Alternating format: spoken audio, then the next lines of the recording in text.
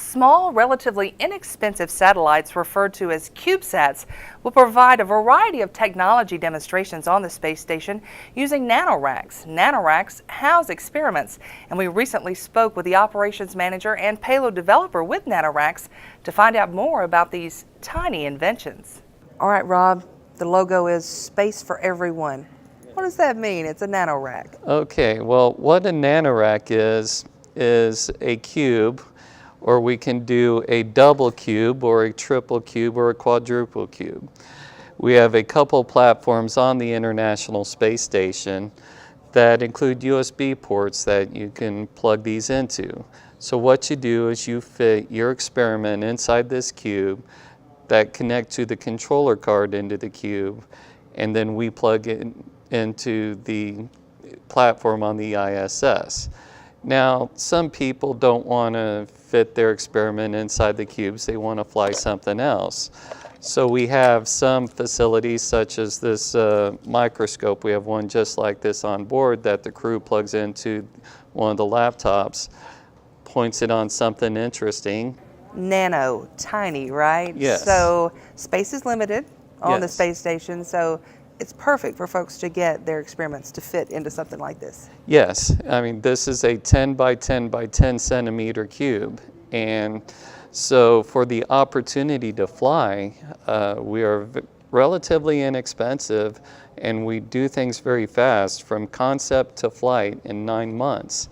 So to take advantage of the opportunity, a lot of research developers are willing to downscale their experiment so that it will fit inside our structure rather than trying to fit the spacecraft around the experiment. And a unique concept as well is you have educators and researchers all over putting their Yes. experiments in here, but you also have educators building these NanoRacks.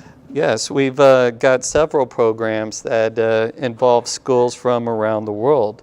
One of our most successful programs involves Valley Christian High School in San Jose, California, has flown 4 of these boxes so far that have split a NanoRack into 4 sub-modules or mini-labs.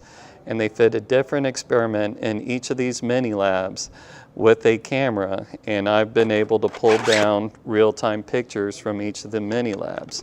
What types of experiments will go into something like that? What are they We've flying? had bacterial growth experiments, ferrofluid experiments. They're about to fly up a CO2 sensor that they'd like to test, and plant growth seedlings, and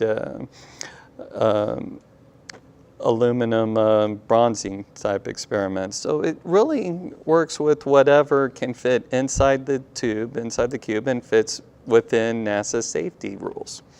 Why is this so unique for NASA and the space station to have this capability? Well, we are a private company, and we do not have our selection process is who is ready to fly and who is able to provide us the funding to fly their experiment.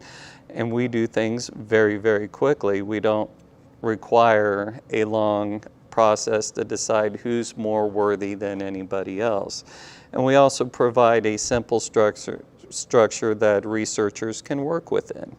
And fortunately, we have a close partnership with NASA so that we're constantly working with NASA, making sure that the suggested experiments will fall within the safety requirements. I'm a former safety person myself, so that does help. That does help. And NASA helps us with development of the procedures. We do the crew training for them, and